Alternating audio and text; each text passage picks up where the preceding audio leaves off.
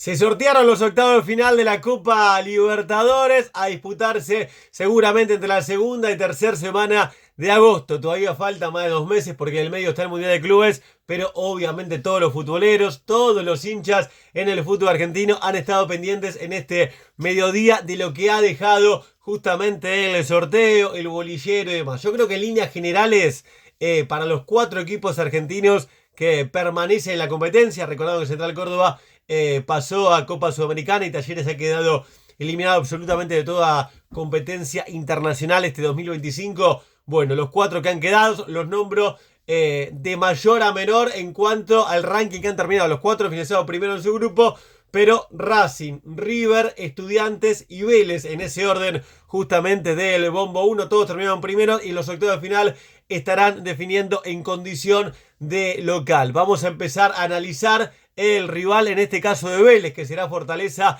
el conjunto brasileño que integró el grupo con Racing, que perdió contra la Academia tanto en Brasil como en Avellaneda, por la pirueta, el malabar, la chilena, la media tijera de Adrián Maravilla Martínez en el último minuto, el conjunto que dirige Juan Pablo Bosguoda. Me parece que dentro de todos los brasileros le tocó al Fortín el más endeble, si se quiere, no es el Fortaleza de un par de temporadas atrás, sino que es un equipo que mismo ha mostrado, me parece, cierta debilidad cuando Racing hasta salió a atacarlo del minuto 1 en el partido de ida. Igual a todo hay que tomarlo con cautela, con precaución, porque en el medio va a haber un mercado de pases. Imagino que va a querer reforzarse el conjunto donde ya juega Daverson, que todavía no ha mostrado ni siquiera una versión similar, ni capacidad goleadora como sí lo había tenido, por ejemplo, el año pasado en el Atlético Mineiro. Atención que Vélez también tiene que mejorar y mucho. Veremos qué refuerzo puede traer el conjunto que conduce Guillermo Barros Esqueloto. Se le ha ido Montoro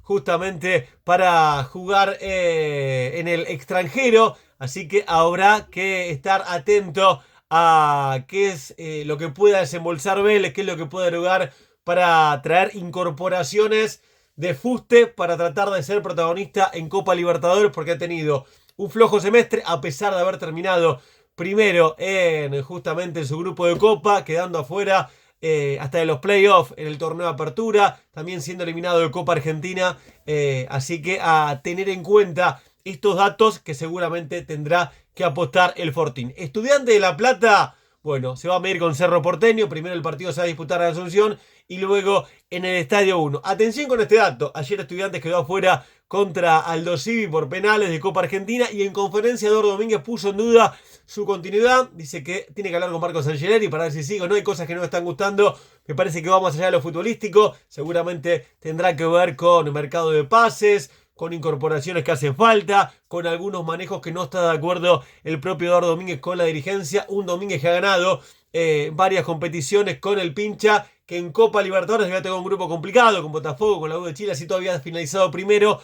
Pero atención, si bien el rival a priori no debería ser tan complicado, porque define La Plata, por la estirpe mística copera que tiene Estudiantes, por la jerarquía de cada uno de sus nombres, por mencionar algunos, por ejemplo Ascasíbar, el propio Carrillo, ha traído refuerzos del calibre de Alario, de Medina, tiene un medio campo totalmente ensamblado, lo tiene Facundo Farías, que todavía no se parece ni por asomo a esa versión interesantísima que ha mostrado en sus inicios, lo cual lo llevó a ser compañero de Messi en el Inter de Miami, enfrente al Cerro Porteño de Diego el Gigoló Martínez, que terminó clasificando en un grupo muy parejo, por ejemplo, por si acaso, obviamente contra el Sporting Cristal, que había jugado justamente el elenco de Cerro Porteño contra Bolívar. Entre ellos 3 se definió la segunda plaza. Palmeiras terminó arrasando. A priori, de los rivales más accesibles, si bien en la olla ya se fuerte Cerro Porteño, me parece que Estudiantes, si resuelve estos temas internos, si no sigue Eduardo Domínguez, veremos quién agarra el timón, no debería tener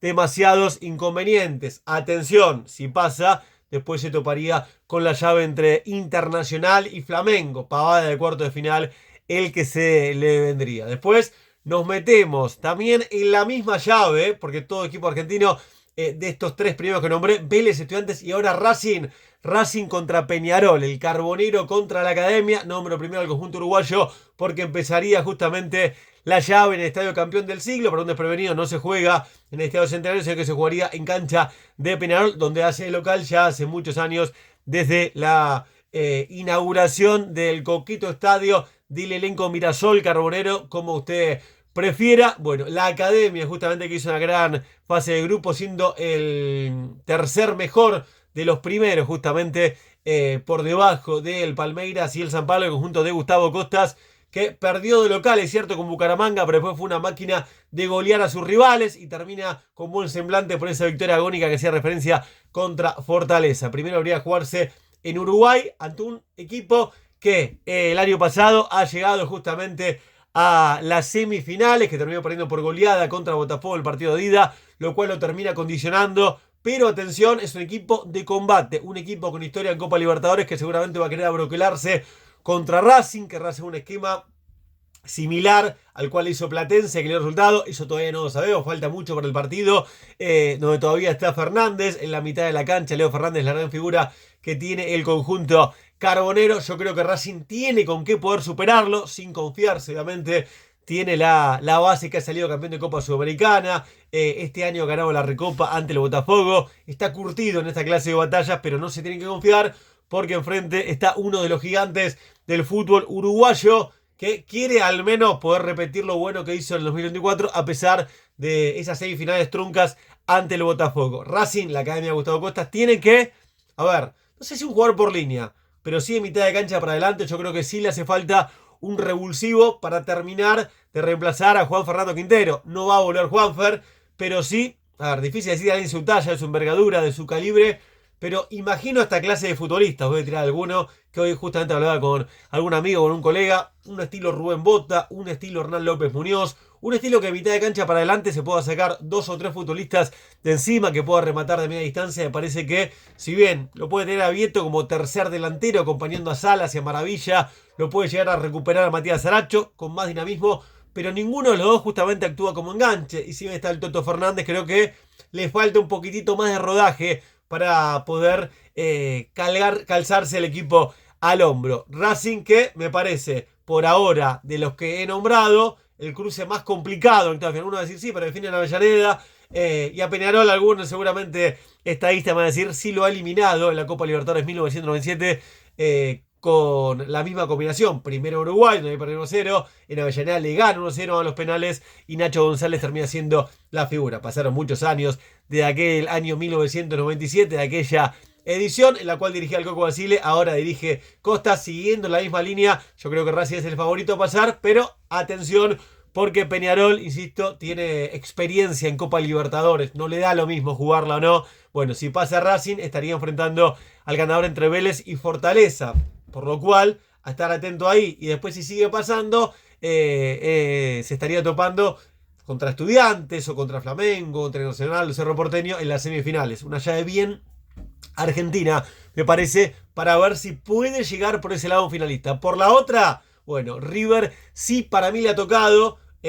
Octavos de final, si se quiere, también accesible, no tan complicado. Libertad, justamente, el conjunto Gumarelo, que en alguna ocasión, si no me equivoco, en el año 2006 lo terminó eliminando en los cuartos de final de aquella Copa Libertadores. Creo que el técnico del Millonario era Daniel Alberto Pasarela, pero ahora las cosas han cambiado. River, un equipo con jerarquía en cada una de sus líneas, de Armani bajo los 3 palos, con todos los defensores de selección, a pesar de que todavía no está totalmente ensamblada y que ha tenido desbarajustes en este semestre. Un mediocampo con el refuerzo de Castaño, parecería ser que sale de Moria ahí el tándem con Enzo Pérez, con la figura de Nacho Fernández, acompañando ese tercer volante, y después obviamente Mastantuono, la gran figura que tiene el Millonario, que ya juega en la selección mayor, también Driussi y Colidio. Veremos.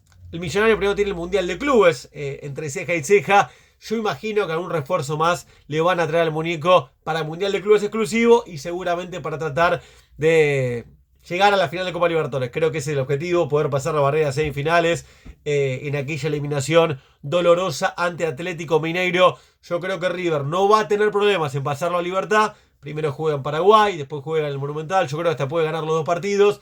Lo que sí va a tener que hacer River después la epopeya de poder superar al Palmeiras. ¿Por qué epopeya? porque el conjunto que dirige el portugués Abel Ferreira le ha tocado el cruce más sencillo para mí, que es Universitario, un equipo que de hecho River había vencido en Perú, después se termina durmiendo en aquel gol de Concha que hay, responsabilidad de la defensa, también de Franco Armani, pero creo que Palmeiras no va a tener inconvenientes para pasar al conjunto peruano, que sí ha cumplido su objetivo de pasar a segunda ronda, lo cual es muy valioso. Palmeiras para mí lo va a barrer al conjunto crema y estará llegando a cuarto de final. Y para mí se va la lógica Palmeiras-River, primero en el Monumental, después allá en cancha del Verdao, y ahí me parece que hasta puede ser una final anticipada que va a tener River. Como si fuera poco, también en la misma llave va a estar el San Pablo, el conjunto que dirige Luis Ubeldía, así que me parece que la tiene complicada una vez que pase justamente la instancia de octavo de final el conjunto millonario. Pero los quiero empezar a leer a ustedes, obviamente este análisis todo en la previa, después los datos se los puede llevar el viento, los pronósticos, las predicciones, esto es más que nada un análisis, un comentario de lo que puede ocurrir en octavo de final de Copa Libertadores, de cómo han quedado los cruces, una competencia de las más atrapantes, si no la más emocionante que hay en el continente, y obviamente todo lo vas a ver en el canal de YouTube de Mirar Argentino. Se agradece la suscripción, el comentario, para que siga girando, dale.